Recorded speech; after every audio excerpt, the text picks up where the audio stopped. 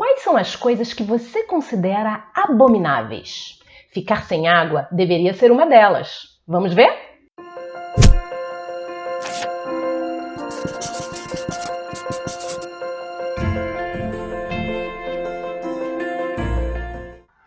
Oi, queridos! Eu sou Adriana Tourinho e esse é o programa Lugares na Literatura, onde a gente fala da ambientação de textos literários.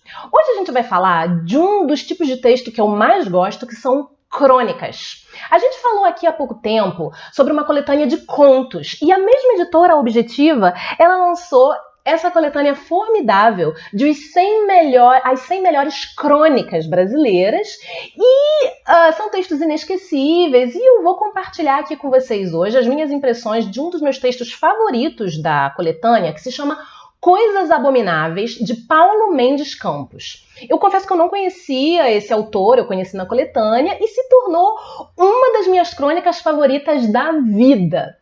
Na realidade, são duas grandes listas que ele faz. Uma de coisas abomináveis e outra de coisas deleitáveis. E sem dúvida nenhuma, para mim, as coisas abomináveis são muito mais interessantes, porque na realidade é um grande desabafo. Ele fala dessas coisas que a gente se identifica porque todo mundo tem um conjunto de coisas que abomina, aquelas coisas que dão raiva na gente. E apesar do texto ter sido escrito nos anos 60, ele ainda é muito pertinente, porque não é uma lista de um reclamão falando de um monte de coisa que não gosta. Não, ele vai trazer coisas que tocam qualquer pessoa que vive em uma sociedade moderna, urbana. Então, assim, claro, a telefonista da ligação interurbana não existe mais, mas a raiva que dá um serviço público que não funciona, isso todo mundo pode entender. E ele vai em coisas simples, universais, tipo um beliscão dá uma raiva danada, tanto hoje quanto há 60 anos atrás. E eu literalmente chorei de rir lendo esse texto. Então, ele já começa assim, eu vou mostrar vou ler o comecinho aqui para vocês. Ele fala: sem dizer das outras 8.329 coisas abomináveis das quais não tenho tempo de me lembrar neste instante, eu denuncio na vida moderna os seguintes crimes contra a criatura humana. Então esse tom assim, né, de deboche, de irônico, já diz como é que vai ser todo o texto e é realmente muito bacana. E só para dar assim um gostinho, olha só 2 ou 3 coisas que ele fala que é muito legal. Ele diz, por exemplo: menino de nariz sujo. Menina, então, nem se fala. Gol do América no último minuto contra o Botafogo e gol do escurinho de pé direito. Preencher aquele formulário hermético e algébrico da divisão do imposto de renda, sobretudo quando não se tem renda, mas vai pagar assim mesmo. Então, ele vai em frente e um dos pontos que ele mais fala, ele chega a citar dois pontos na lista, é a questão da falta d'água no Rio de Janeiro. Há uma parte que ele fala assim: torneiras secas há mais de 3 dias. Todo carioca contemporâneo tem crédito no paraíso. Na realidade, aqui é uma crítica ao caos no abastecimento de água na cidade do Rio de Janeiro que existiu nos anos 60. Mas o problema é muito mais grave, gente. O Rio de Janeiro, desde que os portugueses botaram o pé aqui, sempre teve problema de abastecimento de água. Logo no início, quando chegaram no Morro Cara de Cão, já não tinha água. Logo depois, 2 anos depois, como a gente viu aqui, se instalaram no Morro do Castelo, a água não era suficiente, tinha que subir o morro com água em recipiente, aquele sacrifício danado. Depois, quando saíram do Morro do Castelo, se instalaram na Várzea, a população crescia muito e a água não era suficiente.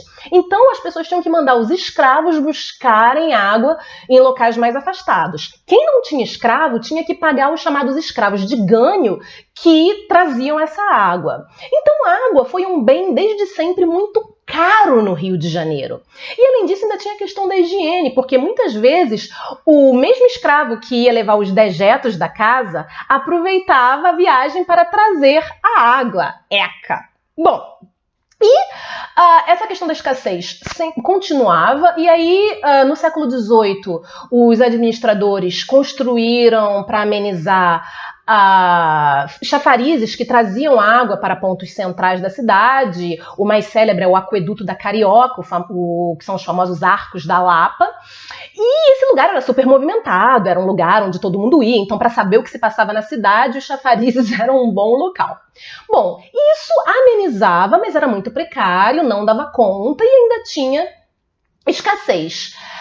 Na segunda metade do século XIX, teve, olha que luxo, os primeiros sistemas de levar a água até a residência das pessoas. Mas isso começou pouquinho e era uma coisa que era um sistema falho, então continuava ao mesmo tempo essa questão do chafariz, das bicas públicas, dos escravos que iam e vendiam essa água. E essa situação só foi realmente começar a ser tratada de forma séria com um projeto de Antônio Rebouças, que foi posto em prática, inclusive ampliado, no final do século XIX, trazendo água de mais de 50 quilômetros. Que o problema, gente, é que não dava conta, porque a população crescia muito. Então eles acabavam um projeto, acabavam uma ampliação e já estava defasado com relação à demanda. E claro que isso só piorava em períodos de seca, também tinha a questão do desmatamento dos mananciais e agravava as questões sanitárias e de epidemias que eram muito recorrentes na capital do Império nos primeiros anos da República. Bom, nos anos 40, com a industrialização, modernização, houve aí uma organização de órgãos próprios para o abastecimento, amenizou, mas não resolveu. O problema só foi mesmo ser resolvido com o sistema Guandu, que começou a ser feito no início dos anos 50. E olha só que interessante, isso só foi possível por causa da Light. Isso mesmo, a Light, que produzia energia elétrica, porque o que aconteceu?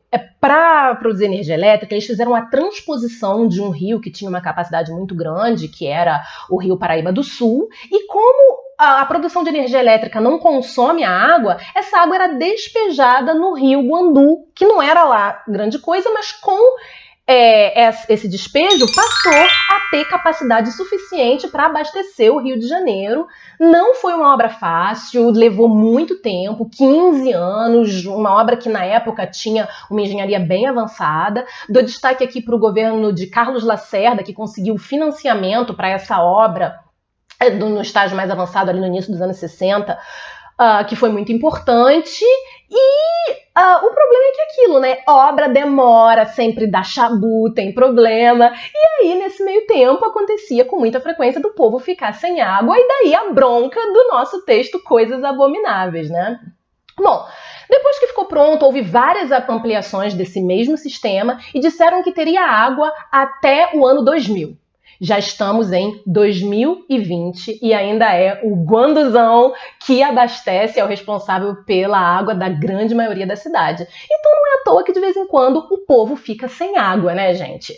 Agora mesmo, no início de 2020, teve um problema aí, torneiras secas. Então, é justamente por isso que a falta d'água também faz parte da minha lista pessoal de coisas abomináveis, porque eu fiz uma inspirada pelo texto e eu coloquei aqui nos comentários. E você, como é a sua lista de coisas abomináveis? Divide com a gente, deixa aqui nos comentários. Aproveita, se você ainda não se inscreveu, se inscreva no canal e divulgue esse vídeo para ver se a gente consegue aí conscientizar as pessoas de economizar esse bem tão precioso que é a água. Então é isso aí, pessoal. Vejo vocês na próxima semana. Muito obrigada. Tchau, tchau.